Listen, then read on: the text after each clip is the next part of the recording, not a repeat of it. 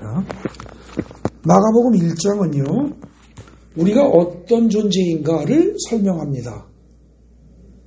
그리고 마가복음 16장은 우리가 어떤 존재이어야 하는가를 설명합니다. 마가복음 1장에서 우리 인간은 어떤 존재라고 설명되고 있습니까? 첫째, 먹고 사는데 급급한 존재입니다. 먹고 사는 것에. 그래서 하루 종일 일하고 하루 종일 돈 벌어하고 돈만 좀 많이 벌면 잘났다고 생각하고 돈을 좀 못 벌면 못났다고 생각을 하고 돈 때문에 싸우고 돈 때문에 지지고 볶고 울고 불고 돈 때문에 기뻐하고 이렇게 살다가 쥐가 번 돈도 다 쓰지 못하고 죽어가는 게 인생입니다. 그 점을 마가복음 1장에서 아주 간단명료하게 알 사람은 알아들어라, 몰라도 할 수 없다 라는 식으로 툭 던지고 나갑니다. 그 다음에 마가복음 1장에서 또 말하는 인간이란 어떤 존재예요? 질병에 시달리면서 살다가 질병에 눌려 죽으면서도 그걸 당연한 걸로 여기는 존재라는 겁니다. 생로병사는 당연한 것이다 이러면서 늙고 병드는 건 당연한 거야. 이렇게 믿고 병드는 걸 싸울 생각을 안 한다는 겁니다. 대적할 생각을 안 한다는 거예요. 그러나 사실 성경은 애굽에서 벗어난 이스라엘 백성들에게 질병이 하나도 없었다고 성경은 분명히 밝히고 있습니다. 하나님이 허락치 않으시면 질병 없습니다. 근데 우리는 질병에 시달리면서 그걸 당연히 여기고 그냥 살아갑니다. 그 다음에 세 번째로 귀신에 눌려 살아갑니다. 귀신에 눌려 사는 줄도 모른 채 눌려 살아갑니다. 심지어 교회에 나오는 사람도 귀신에 눌립니다. 그게 마가복음 1장에 써 있습니다. 회당에 나온 사람들 중에서 그 중에 귀신 들린 사람이 있었는데 평소엔 몰랐습니다. 근데 귀신 들린 그 인간이 예수를 보자마자 발작을 일으키는 겁니다. 오늘날도 똑같습니다. 교회에 나왔다고 귀신에게서 벗어났다? 그렇게 말할 수 없습니다. 귀신에게 눌려 사는 사람 많습니다. 그 다음에 성경에서 마가복음 1장에서 또 얘기하는 게 뭡니까? 복음이 뭐라고 가르쳐줘도요. 복음이 들어도 그게 복음인 줄을 모릅니다. 여러분들은 사탕을 먹으면 그게 사탕인 줄 압니까? 모릅니까? 압니다. 정상이라면. 쓴맛의 음식을 먹으면 이건 쓰구나 그러고 알아야 정상입니다. 근데 복음이라는 거는요. 보여주고 들려주고 먹여줘도 그게 좋은 줄을 모릅니다. 우리 인간들은 영적인 감각이 완전히 마비됐다는 겁니다. 또 그런 상태에서 마가복음 1장을 잘 읽어보면 예수님이 마지막에 보이신 행동이 뭐냐? 기도하는 겁니다. 기도하면서 모든 문제를 예수님은 풀어가시는데 기도할 생각을 안 합니다. 그리고 그냥 살아갑니다. 그래서 마가복음 1장을 잘 읽어보면요. 제가 지금 말씀드린 한 5가지 특징으로 요약이 되는데 그게 인간들의 삶의 모습입니다. 근데 마가복음 16장에 가면 뭐라고 그래요? 믿는 사람들에게는 이런 표적이 따르리니 하면서 저희가 내 이름으로 귀신을 쫓아내고 새방언을 말하고 뱀을 집어올리며 무슨 독을 마실지라도 해를 입지 아니하고 병든 자에게 손 얹어주면 나으리라. 이러고 또 5가지로 요약해서 이야기를 합니다. 근데 여러분들 마가복음 16장에 나오는 그 이야기들을 신학자들조차도 뭐라고 하냐? 에이 그거는 나중에 추가된 얘기야. 그래서 믿을 수가 없어. 이렇게 말하는 사람들이 적지 않습니다. 또 이걸 성경에서 여러분들이 읽고서도 에이 이걸 어떻게 해? 이건 예수님이나 하는 거고 특별히 사도들이나 하는 거지. 이렇게 생각들을 보통 합니다. 그러나 절대 그렇지 않습니다. 마가복음 전체를 꼼꼼히 읽어보면 마가복음 16장에 나오는 그 5가지 특징을 가진 사람들 그것이 바로 우리가 살아야 할 인간의 모습입니다. 우리가 살아야 할 삶의 모습입니다. 그럼 우리는 먹고 사는 것에 눌리고 귀신에 눌리고 질병에 눌리고 복음을 들어도 알지 못하고 기도는 하나도 할 줄 모르고 이렇게 살던 사람이 결국 나중에 어떻게 돼야 된다고요? 귀신을 쫓아내고 새방언을 말하고 뱀을 집어올리고 무슨 독을 마셔도 해로 입지 않고 병든 자에게 손만 얹어도 턱턱 낫는 그런 사람으로 바뀌는 것이 우리 기독교인의 삶의 목표라는 겁니다. 그걸 얘기하는 게 마가복음 전체입니다. 근데 그렇게 되려면 여러분 저절로 됩니까? 아닙니다. 성경 잘 읽어보면 예수님은 태어나실 때부터 성령으로 잉태되셨습니다. 그죠? 태어날 때부터. 그리고 순간순간 세례를 받을 때도 성령이 하늘에서 내려오셨고 성령 세례를 같이 받았고 광야에 나가서 시험을 받을 때도 성령이 함께 하셨습니다. 성령이 떠나간 적이 없습니다. 그렇기 때문에 여러분들이 마가복음 16장에 나오는 그런 바람직한 삶의 모습으로 살아가려면 우리도 성령 충만한 상태가 반드시 돼야만 합니다.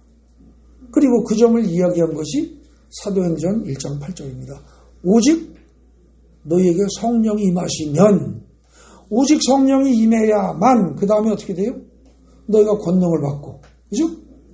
그리고 권능을 받은 다음에 예루살렘과 온 유대와 사마리아와 땅끝까지 내 증인이 되리라 그랬습니다. 성령 받지 않고는요, 여러분들 다 가짜 그리스도인입니다. 성령 세례 받지 않고는 가짜 그리스도인입니다. 물론 여러분들 교회 다니시는 분들은요, 성령이 내주하십니다. 성령에 의해서 사실은 인도받았기 때문에 교회에 온 겁니다. 여러분들이 잘 모르지만 성령이 인도하지 않고는 교회에 못 옵니다. 그래서 성령의 인도를 받은 건 분명합니다.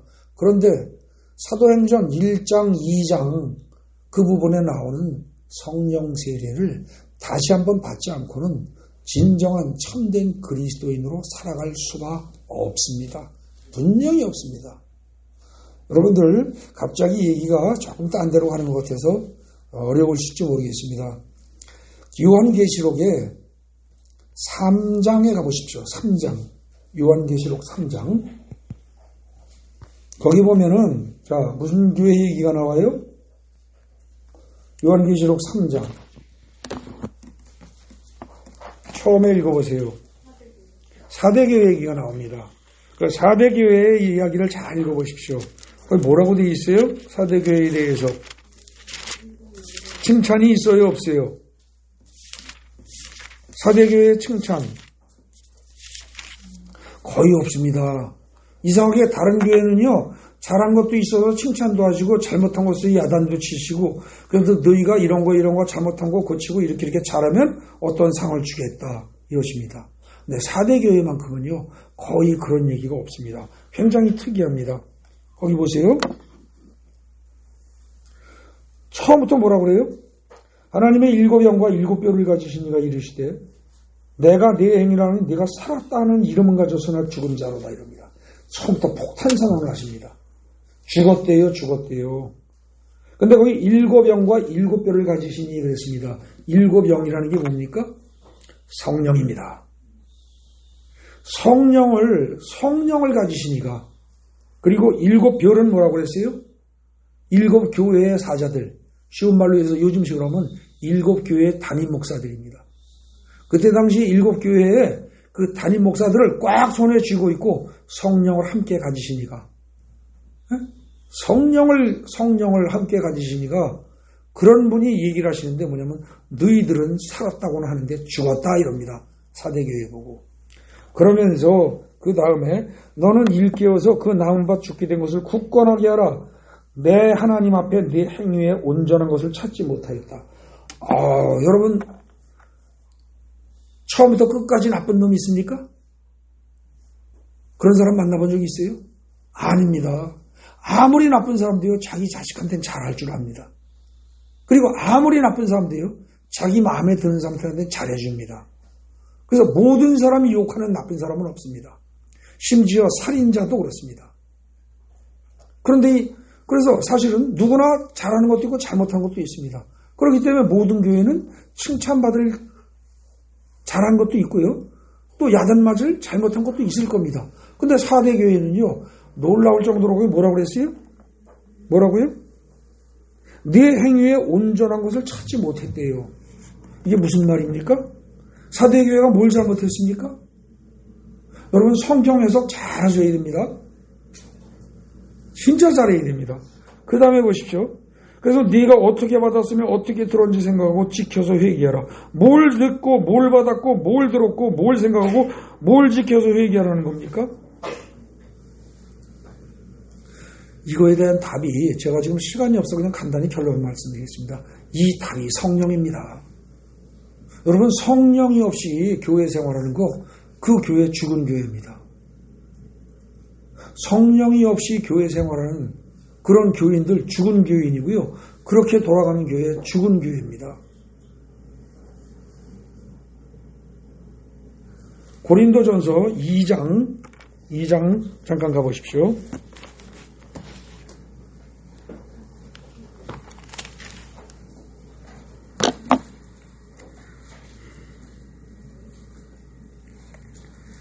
이 장 가보세요. 거기 4절에 보면 내 말과 내 전도함이 설득력 있는 지혜의 말로 하지 아니하고 다만 성령의 나타나심과 능력으로 하여 이런 얘기가 나옵니다. 사도 바울이요 설교하고 전도하고 하는데 그게 설득력 있는 지혜의 말, 세상의 지식, 철학 다 갖다가 아주 멋지게 치장 잘해서는 그런 말 그걸로 안 한다는 거예요. 그걸로 안 하고 뭘로 해요? 성령의 나타나심과 능력으로 한다고 그랬습니다. 근데 이게 번역이 여기가 조금 잘못됐습니다. 좀 아쉬운 점이 있는데 성령의 나타나심으로 하고 또 한 가지가 뭐예요? 능력의 나타남입니다. 그러니까 성령도 나타나고 능력도 나타나야 한다는 겁니다. 그러면서 그 앞에 3절 보십시오. 내가 너희 가운데 거할 때 약하고 두려워하며 힘이 떨었노라 그랬습니다. 이 사람이 몸이 약해서입니까? 아니면 주위에서 오는 핍박이 두려워서입니까? 아닙니다.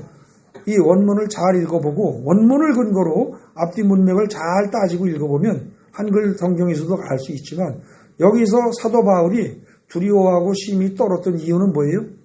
자기의 사역이 사람의 지혜로운 말로 설교를 하고 전도를 할까봐, 그래서 하나님의 뜻에 어긋날까봐, 성령이 나타나지 않고 성령의 능력이 나타나지 않을까봐 그걸 두려워하고 떨었다는 겁니다. 여러분 성령 충만하지 않고는요 아무것도 되지 않습니다. 여러분들 기도 아무리 열심히 해보십시오.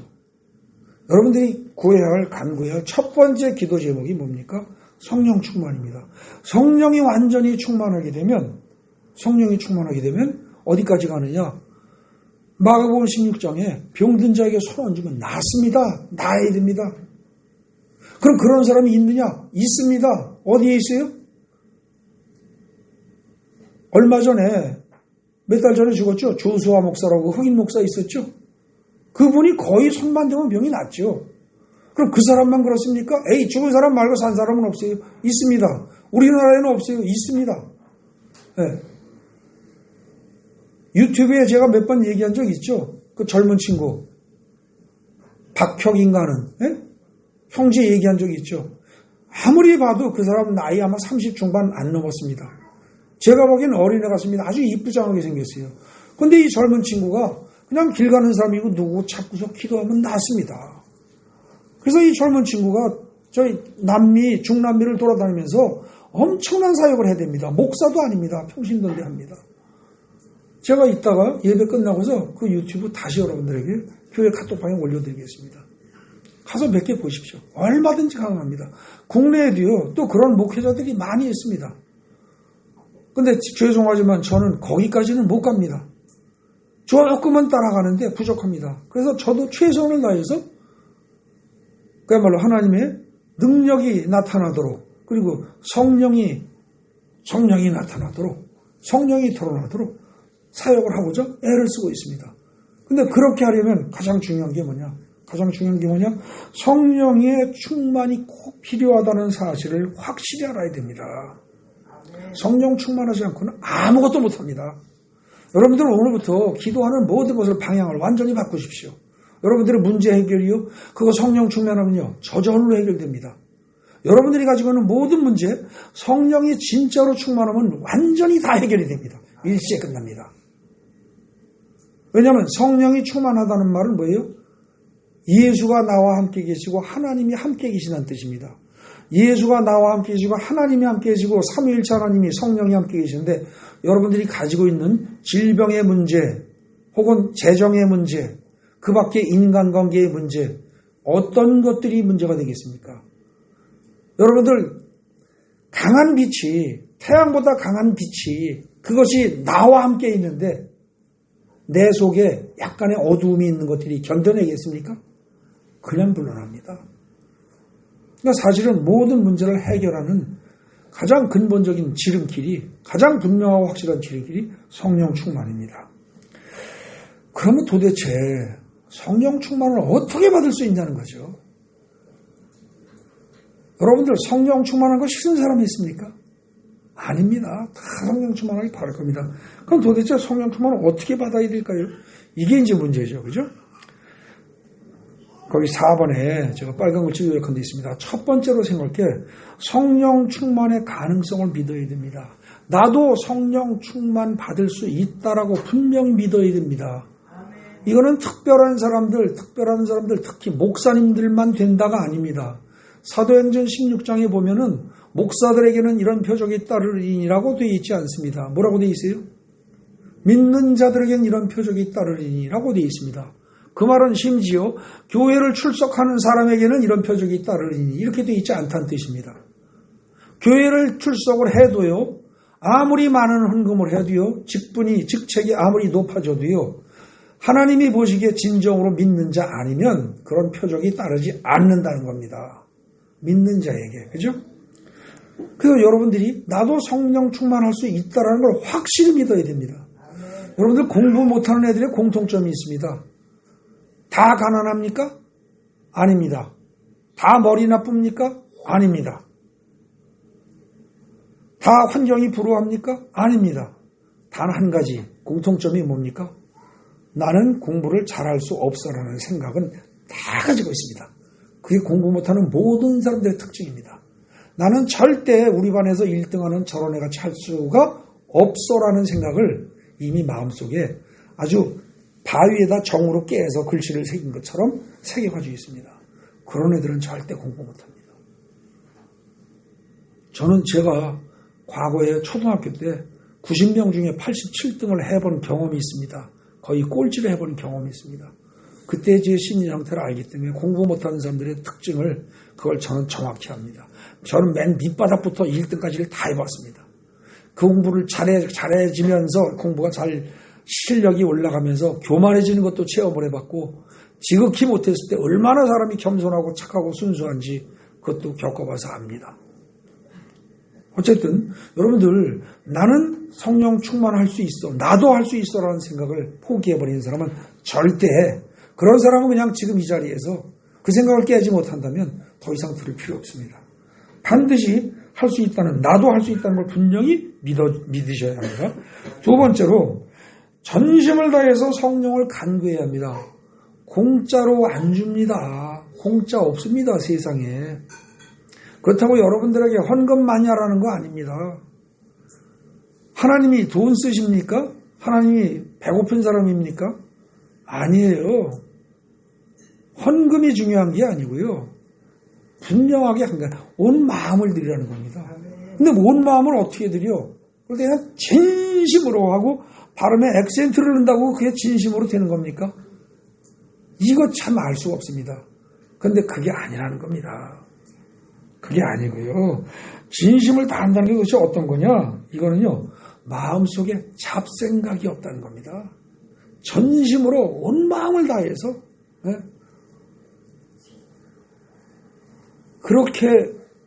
그렇게 간구한다는 것은 잡생각이 없다는 뜻이에요. 잡생각이 뭐예요? 간단해요. 여러분들 아무 생각 안 하고 가만히 있어 보세요. 몇 분 있을 수 있습니까? 아무 생각 안 하고. 절대 그럴 수 없어요. 아무 생각 안 하고 가만히 있으면 가만히 있는 동안에 온갖 생각이 다 떠오릅니다. 내가 지금 뭐 하고 있는 거지? 심심해.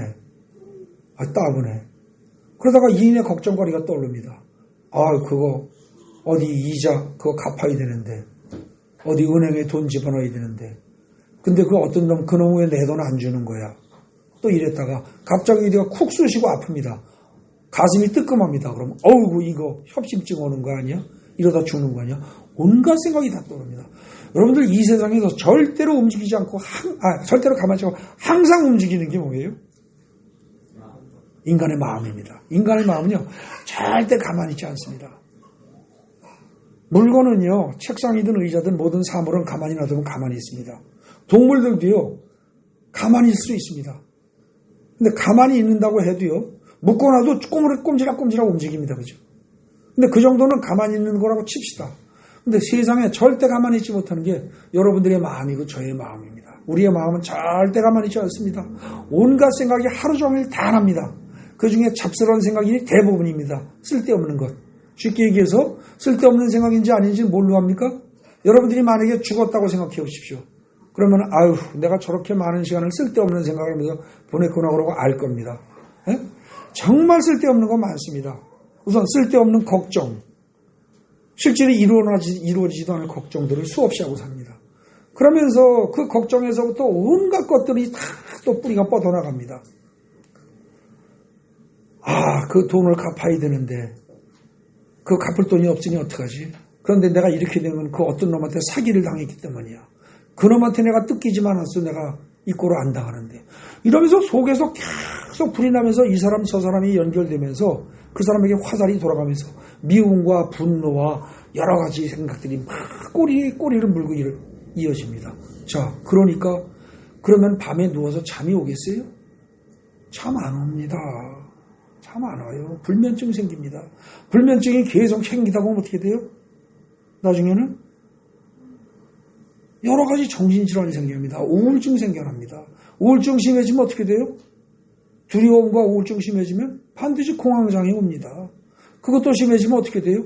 나중에 정신분열증 옵니다. 내 속에서 막 중얼중얼하는 겁니다. 여러분들 미친 사람들의 특징이 뭡니까? 혼자서 중얼거리는 겁니다. 가만히 있다가요, 멀쩡하게 있다가 갑자기 내가 가만한다, 이 새끼 다 죽여버릴 거야. 이걸 어떻게 죽이지? 내가 반드시 죽일 거야. 그리고 중얼중얼합니다. 근데 여러분들 잘 생각해 보십시오. 여러분들 자기 자신이 정신분열증 걸리지 않았음에도 불구하고 그런 기억이 없습니까?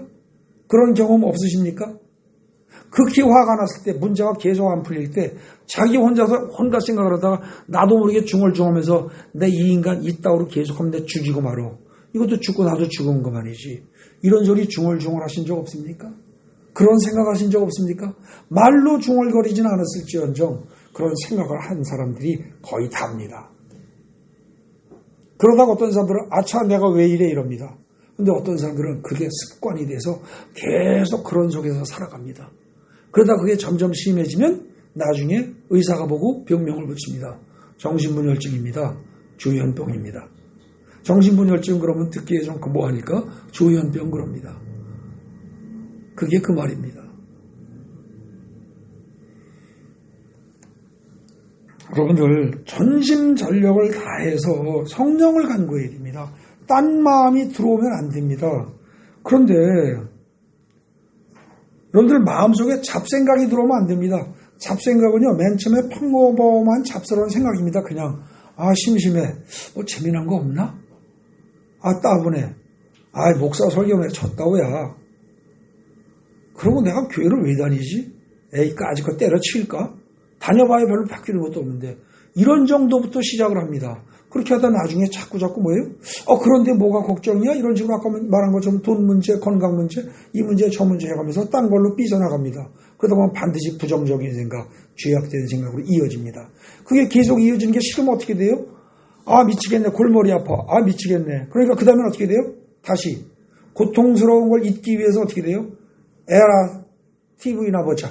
개그 프로나 보자. 유튜브나 보자. 내가 좋아하는 거 SNS 그걸로 들어가서 그거나 실컷 보자. 이쪽으로 갑니다. 골머리 아픈 걸 잊으려니까. 그러면서 내 마음속에 내 마음을 가만 놔둘 수가 없어요. 내 마음은 항상 어디론가 무엇인가 바쁘게 분주하게 돌아다니면서 뭔가를 찾아다니고 뭔가를 생각하고 뭔가를 하고 마음속에서 하게 돼 있습니다. 가만히 앉아 있어도. 그렇게 하다 보면 나쁜 생각으로 이어진다는 거죠. 6번 보십시오. 우리의 마음이 그릇이라고 할 수 있어요. 우리의 마음은 일종의 그릇입니다. 그 그릇에는요, 우리가 항상 무엇인가를 채워 넣을 수밖에 없습니다. 무엇인가 담겨져야 합니다. 절대로 진공 상태처럼 비워둘 수가 없습니다. 우리의 마음이라는 그릇은. 여러분들 이 컵에 여기에 물이 담겨 있습니다. 이 물을 다 마시면 컵이 비어 있습니까? 아닙니다. 컵이 빈 것이 아니라 컵에 공기가 채워져 있습니다. 이 컵에 물을 채우든 술을 채우든 음료수를 채우든 그야말로 무엇을 채우든 컵엔 무엇이든지 차 있게 되어 있습니다. 그걸 만약에 다 비고 나면 공기가 차게 됩니다. 빈 컵이란 존재하지 않습니다. 그런데 마찬가지입니다. 우리의 마음이라는 그릇 속에는요, 항상 온갖 다양한 생각들이 채워집니다. 그 중에는요, 무가치한 것 많습니다. 쓸데없는 거. 별 볼 일 없는 거. 아무것도 아니에요. 신통치 않은 것들이, 잡다한 것들이에요. 그런 것들이 굉장히 많습니다. 그리고 그 다음에 어떻게 해요? 부정적이고 나쁜 생각? 이게 훨씬 많습니다. 긍정적이고 좋은 생각 별로 없습니다. 여러분들 돈 그러면 돈에 대해서 월급으로 만족하는 분 있습니까? 이 세상에 자기 월급으로 만족하는 사람 하나도 없습니다. 사업하는 사람들이 현재 자기가 버는 수입에 만족하는 사람이 있습니까? 이 세상에 그런 사람 하나도 없습니다. 사업가는 자꾸 키우려고 들고 더 많은 돈을 벌려고 들고 하게 돼 있고 월급쟁이는 더 많은 월급을 찾게 돼 있습니다. 만족하는 사람은 하나도 없어요. 우리의 마음속에는요, 항상 무엇인가 채워져야 합니다. 그런데 대부분이 어떻게 돼요?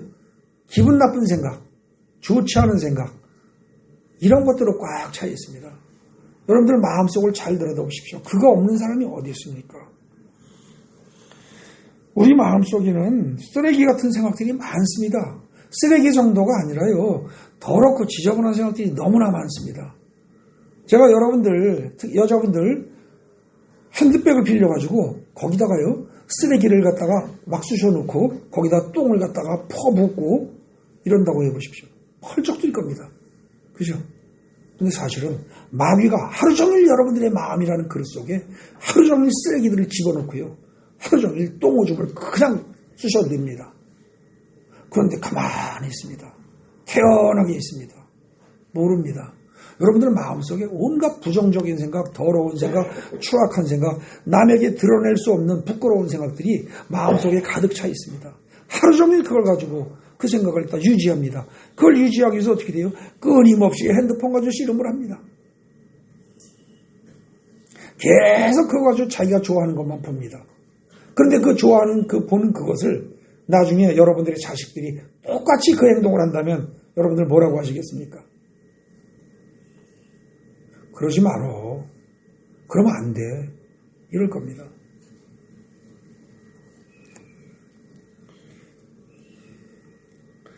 여러분들 7번 보세요. 우리의 마음에 잡다한 생각이나 혹은 부정적이고 나쁜 생각들로 우리의 마음이 채워지게 되면은, 쉽게 해서 우리의 마음이라는 그릇에 더럽고 지저분한 거, 도저히 구역질 나는 거, 이런 걸로 꽉 채워지게 되면 어떻게 돼요? 우리의 마음이 더러워지는 겁니다. 그죠? 우리의 마음 그릇이 더러워져요. 그럼 우리의 마음 그릇이 청결하지 못하면 어떻게 돼요? 하나님을 볼 수가 없다고 산상수훈의 팔복에서 분명히 얘기했습니다. 자, 성경을 잘 모르는 사람들을 위해서, 처음 교회 나오신 분들을 위해서 찾아가 보겠습니다. 마가복음, 마태복음의 5장에 보십시오. 마태복음 5장에 가보면 맨 처음에 팔복에 관한 이야기가 나옵니다. 그 중에서 8절 보십시오. 마음이 청결한 자는 복이 있나니 그들이 하나님을 볼 것이며 그랬습니다. 근데 마음이 청결하다는 거, 이게 뭐겠어요? 마음에 잡스러운 쓰레기 같은 생각들이 꽉 차 있잖아야 됩니다. 다 비워야 돼요. 그리고 마음에 똥덩어리 같은 거, 온갖 더러운 것들, 오물들이, 썩은 거, 이런 거 다 끄집어내야 돼요. 다 버려야 돼요. 근데 우리가 평소에 핸드폰을 통해서, 뉴스를 통해서, 여러분들 뉴스 보면 정말, 기분 좋아. 저런 뉴스를 들으니까 기분이 좋아져. 이럴 만한 뉴스 별로 있습니까? 전부 다 부정적인 거, 안 좋은 거, 파괴적이고, 뭔가 악을 행하는 것들, 이런 것들입니다. 정치 얘기 중에서 정말 마음에 드는 좋은 얘기 나오는 거 있습니까? 사회 문제 좋은 거 얘기하는 거 있습니까? 아닙니다. 온통 나쁜 것들입니다. 마음이 더러워지면 하나님을 볼 수가 없습니다. 예. 하나님이 예비하신 팔복 중에 하나를 받을 수가 없다는 거죠. 자, 7번에 거기 빨간 줄로 읽은 거, 그 다음에 보십시오. 거기서부터 보겠습니다. 이는 사실상 당신 자신의 육체와 관련이 있거나 여러분들 하루 종일 마음속에 떠오르는 생각들은 여러분들의 육체적인 욕망과 관련된 것들입니다. 아, 배고파. 이거부터 해서. 아, 저 여자 이쁘게 생겼는 걸, 내지는 저 남자 잘생겼는 걸, 그게 그냥 잘생겼는 걸, 이쁜 걸 하고 끝나지 않습니다. 그 다음에 말하기 조금 뭐한 그런 쪽으로 자꾸 생각이 묘하게 흘러들어갑니다. 여러분들의 마음속에 벌어지는 모든 떠오르는 생각들은 당신 자신의 육체적인 문제와 관련이 있거나 아니면 세상으로부터 오는 것들입니다. 이런 생각들이 바로 성령 충만을 방해합니다. 성령이 충만하려면 그런 찹쌀한 생각들을 다 빼내야 되는 거예요. 그래서 성경에서 뭐라고 그래요? 무릇 지킬 만한 것 중에서 내 마음을 지켜라. 네 생명이 그러니 여기서 난다 그럽니다. 쓰레기들 계속 받아들이고 똥오줌을 계속 받아들이면 그 속에서 썩습니다. 썩다 보면 거기서 구데기가 생깁니다. 그러면 또 파리가 또 옵니다. 그냥 구데기가 생기고 난리가 납니다. 결국은 죽어나갑니다. 사망에 이르는 겁니다. 죄의 삭은 사망이 오랬습니다. 그죠? 여러분들 특히 마음속에 원한을 푸는 마음이 있다. 원한을 품고 있는 마음이 있다. 그거 절대 성령 충만 안 됩니다. 남을 용서하지 못하는 마음이 있다? 성령 충만 불가능합니다. 기분 나쁜 어떤 생각. 기분 나쁜 생각. 그거 있다? 성령 충만 불가합니다. 여러분들 용서하라. 성경이 끊임없이 얘기하는 게 용서하라입니다. 주기도문에도 얘기하는 게 뭐예요? 우리가 해야 할 일이 용서하는 겁니다. 용서를 하라는 이유가 뭐예요? 이 용서가 없으면 마음이라는 그릇 속에 용서를 못하고 원망과 미움과 분노가 가득 차 있으면 성령이 오세요 못 오세요? 오려고 밖에 와서 기다립니다. 그렇게 기다리고 있는데 도저히 못 들어갑니다. 냄새가 나서 못 들어갑니다. 그걸 버리셔야 됩니다. 원한을 품지 않는 마음, 기분 나쁜 것이 없는 마음, 그 다음에 과거와 아무런 상관이 없는 마음, 무슨 일이 일어나더라도 하나님을 기쁘게 하는 마음을 가져야 합니다. 이게 당신이 가져야 할 마음가짐이고 여러분이 항상 거해야 할 마음자리입니다. 근데 이거를 벗어나서 그냥 이제 싸웁니다. 영적 전쟁이 벌어지는 겁니다. 부부간에 갈등이 생깁니다. 조금만 마음에 안 들면 저 인간이 도대체 이건 뭐 여자가 뭐 있다오야. 남편이 들어왔는데 여자가 하는 짓이 뭐 있다오야. 대접을 이거밖에 못해? 이럽니다. 그러면서 이게 한두 번이야. 내가 계속 참았지만 한 번만 더 그러면 내가 참을 수가 없어. 그러고 속에서 불을 끓습니다. 그러면서 집단에는 꾹꾹 찬습니다. 근데 상대편이 뭐라고 얘기하면 갑자기 탁 쏘는 얘기를 합니다. 내색을 안 하는 게 아니에요. 결국은 내색을 합니다. 그러고 나면 또 여자는 가만히 있습니까? 이 사람은 결혼하기 전에는 친절하고 싹싹하고 나한테 어쩌고 저쩌고 나한테 반지 주면서 무릎 꿇고 서약할 때는 언제고 완전히 바뀌었어. 또 이럽니다. 이러고 이 인간이 말이야 이제는 뭐 어쩌고 저쩌고 온갖 생각이 다 속에서 돌아갑니다. 겉보기엔 부부가 태어난 것 같습니다. 속에선 계속 영적 전쟁이 벌어지고 있습니다. 그 영적 전쟁을 벌이는 건 사실은 상대편 남편이나 상대편 부인이 아니고 상대편이 남편이나 부인이 아니고 마귀가 나한테 계속 쑤셔 넣는 겁니다. 너는 초장에 마누라 꽉 잡아야 돼. 초장에 못 잡으면 평생 고생해. 이러고 주위에서 사람들이 이야기합니다. 그리고 마음에서 그 생각이 자꾸 떠오릅니다. 또 여자에게는 뭐라고 그래요? 처음부터 남편 잘 잡아야 돼. 안 그러면 평생 쥐어 살아. 흔히 그런 얘기들 합니다. 옷고름 색깔이 변하기 전에 남편 잡아야 한다. 마누라 잡아야 한다. 이런 식의 생각들, 그런 식의 이야기들.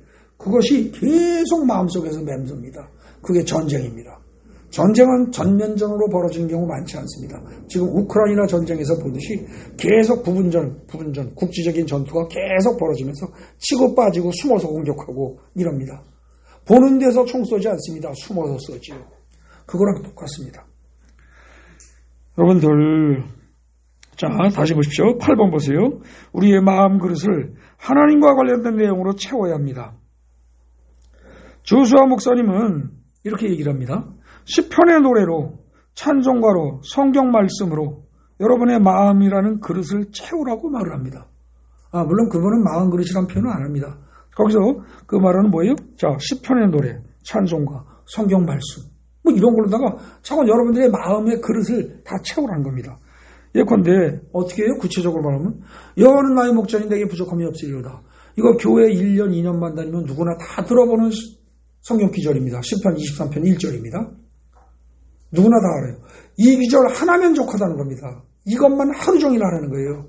그래서 내 마음속에 여호와는 나의 목자니 내게 부족함이 없으리로다. 여호와는 나의 목자니 내게 부족함이 없다. 이걸 하루 종일 이것만 계속 생각하고 있으면 잡념이 들어올 틈이 있어요, 없어요? 없어진다는 거죠. 그러면 성공하는 겁니다. 그러면 그 다음에 아니면 뭐예요? 또 다른 말씀을 붙잡아도 됩니다. 꼭 이거 아니어도 돼요. 에? 하나님은 나를 지키시는 분이다. 나를 눈동자같이 지킨다. 하나님은 나를 지키시는 분이다. 나를 눈동자같이 지킨다. 여러분들 교회에서 목사님이 설교하다가 성경을 읽다가 딱 읽거나 들은 말씀 중에서 기억에 나는 거 있으면 그거 하나만 붙잡으라는 거예요. 대단히 훌륭한 거 아니어도 좋습니다. 하나만 꼭 마음에 드는 거 있으면 자꾸서 그걸 하루 종일 하라는 거예요. 잠시도 쉬지 말고. 예. 그렇게 해서 중요한 건 뭐냐? 다른 잡스러운 생각들이 들어올 틈을 주지 말아야 한다는 겁니다. 밥을 먹으면서도 여호와는 나의 목자니 내게 부족함이 없으리로다. 계속합니다. TV를 보면서도 축구 중계를 보면서도 여호와는 나의 목자니 내게 부족함이 없으리로다. 온갖 걸 무엇을 하든지 걸어가든지 심지어 사람을 만나서 전화를 하면서 그러면서도 여호와는 나의 목자니 내게 부족함이 없으리로다. 이렇게 합니다. 여러분들 그러면 대화가 잘 안 될 것 같죠? 아닙니다. 잘 됩니다. 저는 전화 상담을 많이 하는 편입니다. 근데 전화가 걸려오면 정말 황당한 전화가 참으로 많습니다. 며칠 전에도 그런 일이 있었습니다.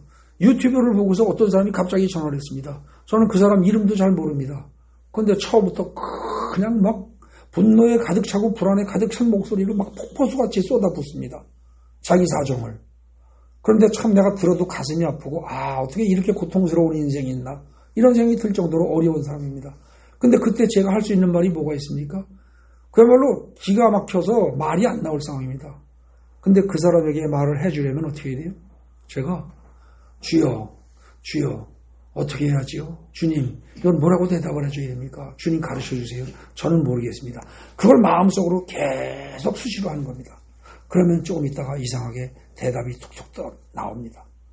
적절한 성경 구절이 떠오릅니다. 그리고 말이 툭툭 나옵니다. 그러면은 한 30분 정도 하고 나면은요. 그 사람이 한 30분 정도 그냥 쏟아붓고 어떤 데는 한 1시간씩 쏟아붓습니다. 근데 그동안에 저는 계속 주님 어떡할까요?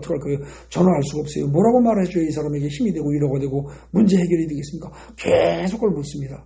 그러다가 잠시 나중에 얘기하면은 이내 숨소리가 달라집니다. 한 10분 정도면 됩니다. 숨소리가 달라져요. 편안해집니다. 그리고 두통이 계속 있었는데 그게 들었다고 이야기를 합니다. 여러분들 전화하면서 제가 전화 상담을 하면서도 이 식으로 묻지 않고는 답을 찾을 수가 없습니다. 여러분들 다 누구나 하실 수 있습니다. 뒷면 보십시오. 여러분의 마음속에서 조수아 목사님은 뭐라고 말하냐? 마음속에서 하나님을 향한 멜로디를 만들려고 합니다. 노래를 만들래요. 근데 노래를 만들 능력이 없고 재주가 없으면요. 그냥 간단합니다. 시편이 원래 노래입니다. 그죠? 성경에서 시편이라는 게 있죠. 그것 중에서 마음에 드는 거 하나 적으십시오. 그러니까 저 같은 경우에는 시편 23편 1절 저는 그걸로 다 모든 걸 다 해버립니다. 여러분들도 살다 보면 마음이 우울하고 괴롭고 답답하고 뭔가 화가 나기도 하고 그럴 때가 있죠. 그죠? 저도 마찬가지입니다. 목사라고 해서 그런 게 전혀 없지 않습니다. 저도 최근에 굉장히 힘들었었습니다. 몸이 많이 아팠습니다. 손가락 하나 움직일 힘이 없었습니다. 여러 가지 주위의 성도들의 힘든 일이 쌓였습니다. 그 중에 한 사람이 죽었습니다. 그러고 나니까 마음의 충격이 컸습니다. 그래서 그런지 어째 그런지 온몸에 힘이 빠지고 아주 죽도록 힘들었습니다. 근데 결국은 벗어난 게 뭘로 벗어나느냐? 여호와는 나의 목자인 내게 부족함이 없으리다. 여호와는 나의 목자인 내게 부족함이 없으리다. 여호와는 나의 목자인 내게 부족함이 없으리다. 하루 종일 하는 겁니다. 이거 하루 종일 하는 겁니다. 거기서 마귀가 떠나가라. 네가 나한테 준 실망과 좌절과 낙심과 이런 것들은 다 헛것이다. 떠나가라. 그리고 명령하는 겁니다. 자, 그 뒷장에 보세요. 여러분의 마음속에서 하나님을 향한 멜로디를 만들어야 합니다. 많은 성경 구절이나 많은 성경 구절들 그 중에 어느 하나도 좋고요. 시편, 찬송가도 좋고요. 단지 예수님 예수님, 예수님. 이것만 반복해도 좋습니다. 하루 종일 예수님, 예수님하고 해보십시오. 그런데 갑자기 뭐가 먹고 싶은 생각이 나고 뭐가 음란한 생각이 나고 돈 걱정이 나고 이래요? 그게 나도 예수님, 예수님, 예수님이 해결해 줄 줄로 믿습니다. 여호와는 나의 목자시니 내게 부족함이 없다고 했으니 해줄 줄로 믿습니다. 여호와는 나의 목자시니 내게 부족함이 없습니다. 여호와는 나의 목자이십니다. 여호와는 나의 목자이십니다. 여호와는 나의 목자이십니다. 계속 해보십시오. 여러분의 마음이 일로절로 미친 듯이 막 미친놈처럼 그냥 막 튀어다니는 그런 그 마음이 여러분들을 주장하도록 해서는 안 됩니다. 여러분의 마음속에 떠오르는 온갖 잡생각을 다 따라가면은요 아무것도 안 됩니다. 여러분들의 마음속에 온갖 잡생각이 떠오르는 자체가 이미 영적 전쟁을 하고 있다는 뜻입니다. 그 사실을 아셔야 됩니다. 그럼 어떻게 해야 합니까? 좀 더 구체적으로 얘기를 하겠습니다. 그게 10번, 11번, 12번의 세 가지입니다. 항상 예수님을 부르셔야 합니다. 여러분들 급한 일이 생겼을 때 뭐라고 합니까? 으악 그럽니까? 아니면 엄마 그럽니까? 어떤 사람들은 자기야 그럽니까? 그런 사람들은 이거 기독교인은 아닙니다. 적어도 나도 모르게 자동차 사고가 꽉 났는데 혹은 미끄러졌는데 차 빠지면서 계단에 굴르면서 나도 모르게 주여라든지 예수님 소리가 나와야 그리스도인입니다. 그런데 그러려면 어떻게 돼요? 평소에 예수에 대한 생각이 있어야 됩니다. 계속 차워져 있어야 돼요. 네. 항상 예수님이라고 외칠 준비가 되어 있어야 합니다. 사고가 난 다음에 예수님을 부르기보다 사고가 나기 전에 항상 예수님을 부르고 있어야 합니다. 그리고 그게 몸에 체질화되어야 됩니다. 마음을 실어서 입으로 고백하십시오. 11번째입니다. 입으로만 하는 건 소용이 없습니다. 입으로만 하는 건. 입으로만 온갖 미사여고 뭐 다 써가면서 그냥 이쪽을 저쪽을 계속하는 거. 그거는 중언부언이고요. 그건 입으로만 하는 거예요. 남에게 보이려고 하는 거. 그런 거 하지 마세요. 그런 거, 그건 기도 아닙니다. 여러분들이 하는 말에 여러분들의 마음이 실려 있어야 됩니다. 진심이 실려야 돼요. 진심이 실리면 한 번만 말해도 주님은 알아들으십니다. 그리고 이루어 주십니다. 정말입니다. 제가 지금 시간이 없어서 일일이 제가 겪은 사례를 일일이 말씀은 못 드립니다. 근데요, 진짜 확실하게 진짜 믿고서요, 그대로 한마디만 하죠. 하나님 그냥 해주십니다. 진짜 기도는 여러분들 마음에서 우러나와야 하는 겁니다. 12번 보십시오. 가장 중요한 건 뭐예요?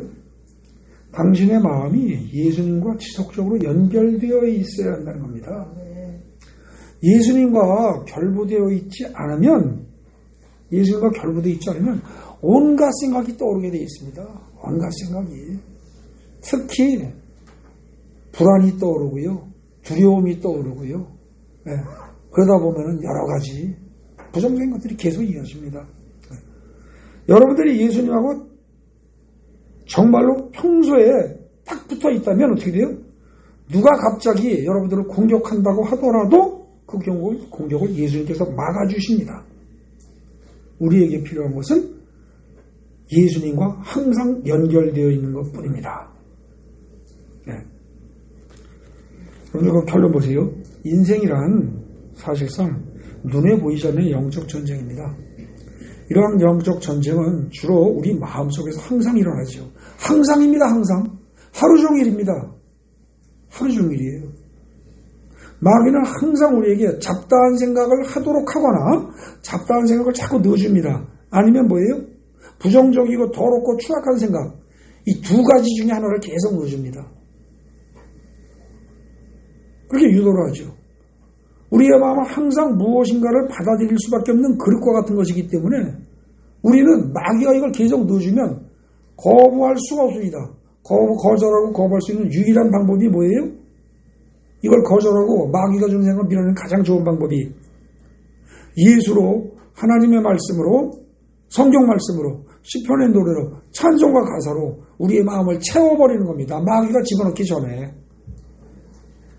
이걸로 다 계속 채워놓으면 어떻게 돼요? 마귀가 쑤셔넣을 틈이 없는 겁니다. 아시겠습니까? 이게 유일한 방법입니다. 그러니까 결국 기도는 어떻게 하는 거다? 하루 종일 하는 겁니다.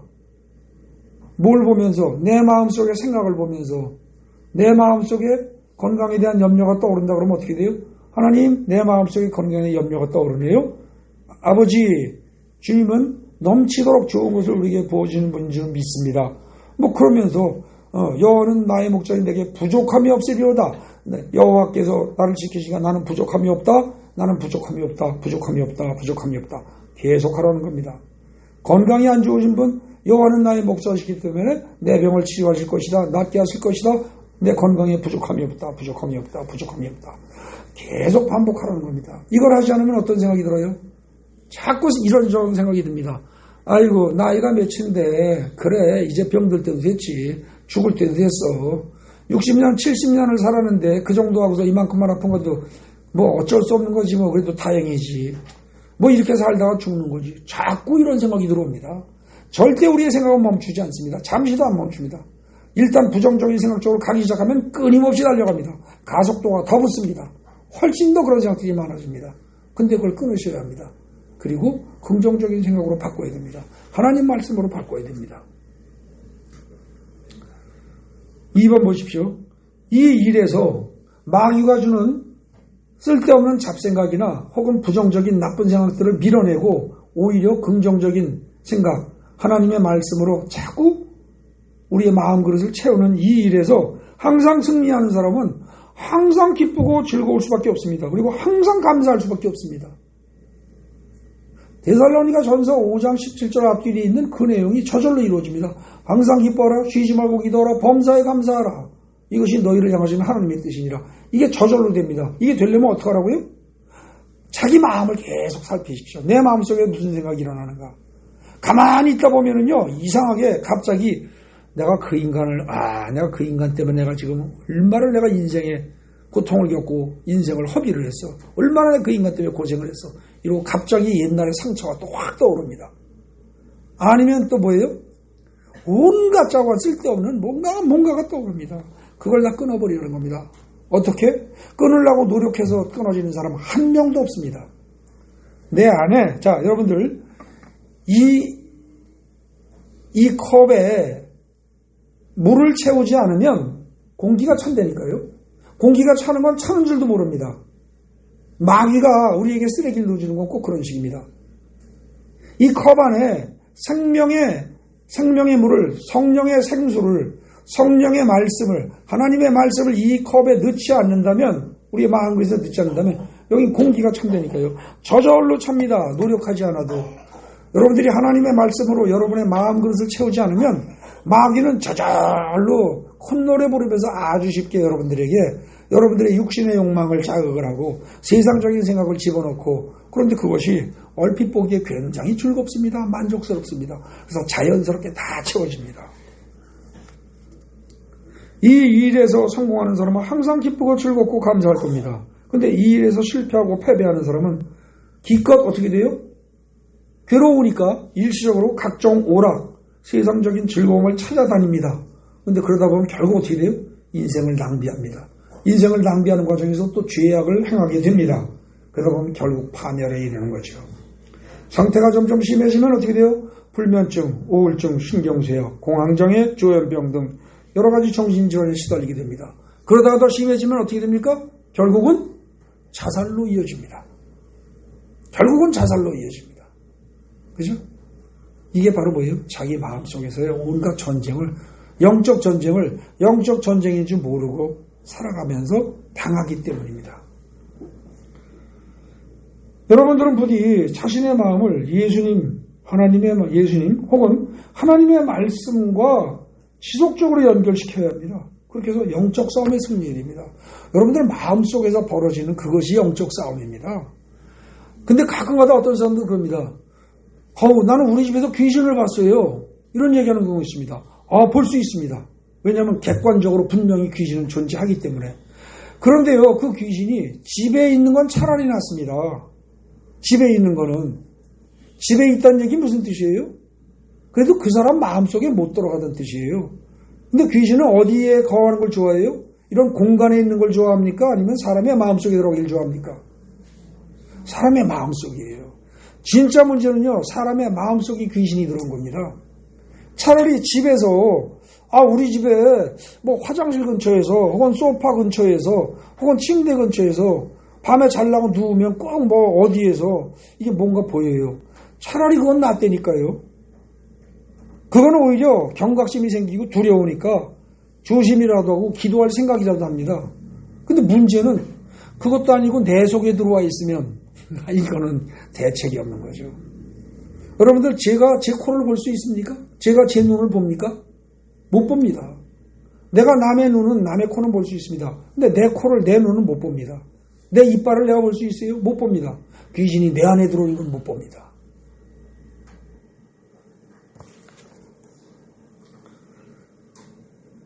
여러분들 계속해서 영적 싸움에서 얘기해야 됩니다. 여러분들의 삶의 본질이 영적 싸움입니다. 네? 이걸 위해서 이렇게 잘하려면 어떻게 돼요? 맨 마지막에 빨간 글씨로 써보십시오. 이 내용을 한 번 듣거나 읽는 것으로 끝내면 안 됩니다. 계속 반복해서 듣고 읽고 그리고 또 반드시 실천하셔야 됩니다. 하루 종일 해야 됩니다. 이상의 내용은요. 제가 여러분들 유튜브에 들어가 보면 그 조수아 목사님에 관한 내용이 꽤 있습니다. 근데 그 중에서 성령 충만하게 하는 법 그런 그 내용이 있습니다. 1시간 한 40분인가 됩니다. 우리말로 번역이 돼서 더빙이 되어 있습니다. 근데 여러분들이 그걸 읽어도 들어도 무슨 말인지 알 수가 없습니다. 왜냐하면 직역을 해놨습니다. 그리고 그 사람의 어법이 영어를 쓰기 때문에 문장 서술하는 구조 자체가 다릅니다. 그래서 읽어도 알 수가 없습니다. 제가 몇 번을 들어도 제가 집중해서 몇 번을 듣고 몇 번을 살피는데도 파악이 안 됩니다. 제가 그래서 이런 생각을 했습니다. 사람이란 누구나 비슷하다. 내가 시간을 수없이 들어가면서 여러 시간을 들어가면서 이걸 몇 번을 듣고 깨닫고 이걸 내 걸로 만들려고 하는데 잘 안 될 때는 이거는 다른 사람도 마찬가지일 것이다. 그렇다면 좋다. 다른 사람 말고 우리 교인들만이라도 충분히 이해하고 소화시킬 수 있도록 이걸 내가 내 나름대로 다시 그걸 토대로 해서 다시 재편집을 하고 다시 번역을 하고 다시 번안을 해가지고 우리 교인들에게도 일단 가르치자 라고 생각을 해서 오늘 제가 말씀드린 내용은 조수아 목사의 성령 충만하게 하는 법 이런 그 내용을 한 1시간 40분 정도로 기억하고 있어요. 그걸 갖다 제가 줄인 겁니다. 어떻게 보면. 그렇게 하면서 우리에 맞게 내용을 얘기를 이제 부분 이런 것들은 바꾼 겁니다. 그리고 제 생각도 적잖게 들어가고 그렇게 해서 한 겁니다. 근데 중요한 건 뭐냐? 사실 이렇게 할 수 있는 이렇게 살 수 있는 기초를 이미 근 1년 전쯤에 사실은 말씀을 드린 적이 있습니다. 그때도 제가 조수아 목사 이야기로 한 적이 있습니다. 조수아 목사 그 설교한 것 중에서 제가 한번 그렇게 한 거 있죠. 그 항상 기도하는 방법 해가지고 유튜브에 올린 거 있죠. 그게 어제 얼핏 살펴보니까 조회수가 46,000인가 나왔는데 오랜만에 저걸 다시 읽어봤습니다. 그리고 제가 속으로 아이코 내가 잘못했구나 하는 생각을 했습니다. 왜? 저 자신이 그걸 갖다가 오랜만에 봤으니 남들이라고 한두 번 보고 말지 않겠어요? 근데 그러면 집니다. 그럼 영적 싸움에서 집니다. 여러분들 이번 주에 유튜브에 들어가서 제가 다시 번안해서 올려놓은 음성 파일로 해서 올려놓은 그 항상 기도하는 방법 꼭 들으시기 바랍니다. 한 번 듣고 말면 안 됩니다. 그리고 오늘 제가 여러분들에게 말씀드린 이 내용 있죠. 이걸 갖다가 지금 오늘 이 설교는 제 이야기가 아마 한 절반 가까이 들어갔습니다. 넘진 않아도. 근데 다음에는 제가 봐서 꼼꼼하게 조수아 목사의 그 설교 자체를 거의 그대로 직역을 하되 다시 의미를 살려가지고 정확하게 해서 한번 유튜브에 다시 올릴 생각입니다. 여러분들이 우선 오늘 설교를 이걸 토대로 매일 한 번씩 들으십시오. 매일 한 번씩 들으세요. 계시록에 여러분들 1장 가보십시오. 계시록 1장 3절에 자 계시록 맨 끝에 있는 성경입니다. 거기 보십시오. 1장 3절 4절 보세요. 거기 뭐라고 되어 있어요? 1장 3절에 이 예언의 말씀을 읽는 자와 듣는 자와 그 가운데 기록한 것을 지키는 자는 복이 있나니 때가 가까움이라 그랬습니다. 요한계시록에 나오는 말씀을 읽고 듣고 지키는 자 그랬습니다. 그때 지키는 자가 무슨 뜻입니까? 지킨다는 게 여기서. 지킨다는 게 무슨 뜻이에요? 준행한다, 준수한다가 아닙니다. 마음에 넣고 보존한답니다, 이게. 아시겠습니까? 여러분들, 오늘 제가 이 시간에 말씀드렸던 내용들을 여러분들 마음속에 항상 넣고 보존하고 계십시오. 항상 이거를. 그러려면 매일 한 번씩 들어야 됩니다. 이걸 갖다가 미친 척하고 딴 설교 필요 없습니다. 오늘 이것만 가지고 1년을 갈 생각을 하십시오. 매일. 여러분들이 만약에 또 딴 것을 하고 또 딴 짓하고 또 잊어먹고 또 안 한다 그러면 제가 이 설교만 계속 반복할 겁니다. 지겨울 정도로. 그래서 하루 종일 내 마음속을 들여다보면서 살피면서 부정적인 생각을 밀어내고 그 대신 시편으로 찬송가로 내가 좋아하는 성경 기절로 하루 종일 내 마음을 채우는 작업을 하루 종일 하셔야 됩니다. 이게 되면 어떻게 돼요? 어느 날 갑자기 성령이 폭발적으로 임합니다. 성령 충만이 사도행전 1장 2장에 나오는 성령 세례가 그냥 임합니다. 그게 임하고 나면 모든 문제 끝나는 겁니다. 모든 문제 끝나는 거예요. 그러니까 사실은 굉장히 쉬울 수 있는 겁니다. 이거 하나만, 오로지 이거 하나만 파고 들어가십시오. 더 이상 많은 성경 지식 필요 없습니다.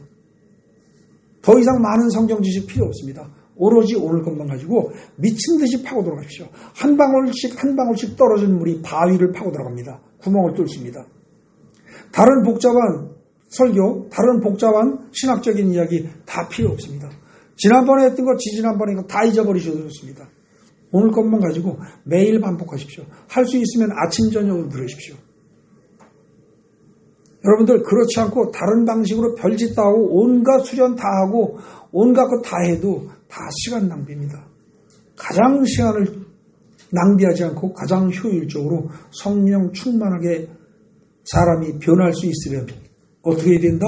하루 종일 하나님의 말씀으로 내 생각이라는 그릇을 채우셔야 됩니다. 이 점을 잊지 마시고 그대로 실천하셔서 큰 은혜 받으시고 완전히 변화되는 여러분들로 바뀌기 바랍니다. 기도하겠습니다.